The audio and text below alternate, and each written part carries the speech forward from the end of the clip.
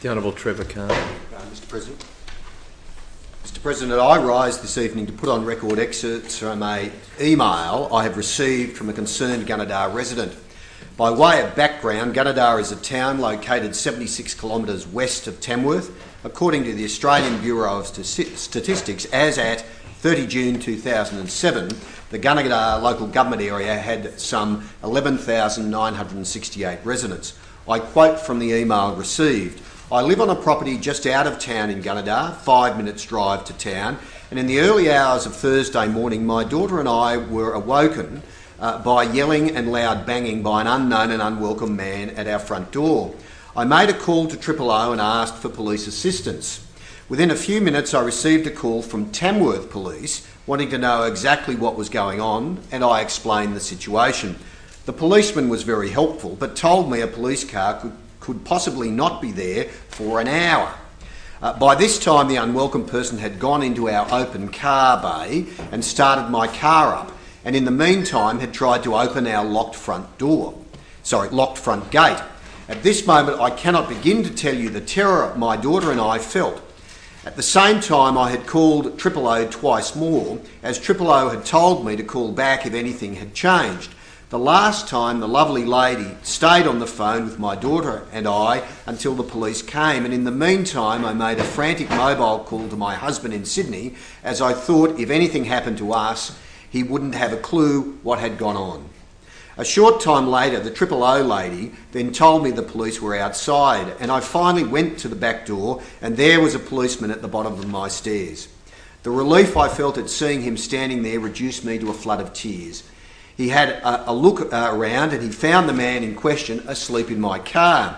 A few minutes after this, another police car turned up and took the man in question away. From the time I made the first call to 000, it took roughly 40 minutes for the police to come. What was also alarming was the fact that there was only one policeman in the first police vehicle. The safety issue alone for him is mortifying, and also what backup would have been there, for example, if there had been a hostage situation. That is not a job for one lone policeman. I have to say that the policeman was exemplary, and my daughter and I are extremely grateful. That morning my daughter and I had cause to go to the Gunnedah police station at 8:30 a.m. The front door was shut, and when we pressed the button, a voice picked up from Tamworth Police Station. A couple of seconds later the squad car had come back to Gunnedah Police Station. This has not been the first time. It has been stated in the local paper of the police station shut due to staffing issues. I wonder how Police Minister Kelly would feel if his family was put in the situation my daughter and I found ourselves in our own home. The townspeople don't want to know about December 2008 statistics. What is important is the present and what is going on at the moment, not 3-month-old statistics brought up in March after the fact. We need this obvious problem fixed, and no amount of bouncing around the topic with fancy numbers and ignoring questions put to him are going to change the facts. The implications of what could have happened to both my daughter and myself are very scary and highlight a very serious problem. No wonder police are leaving the force. The policeman who helped my daughter and I was back on duty that very morning, sleep deprived no less.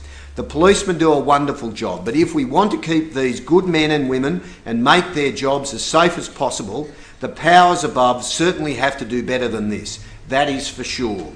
Do the powers above, who have the final say on the numbers of police allocated to a particular area, honestly think that this is adequate and you have to wait nearly an hour for help? This is no way to protect a town. I am proof that this is certainly not adequate enough. Regards, concerned Gunnedah resident." End quote. Mr President, this is a very real problem of concern within the Gunnedah community, and that there are not adequate police resources in the town.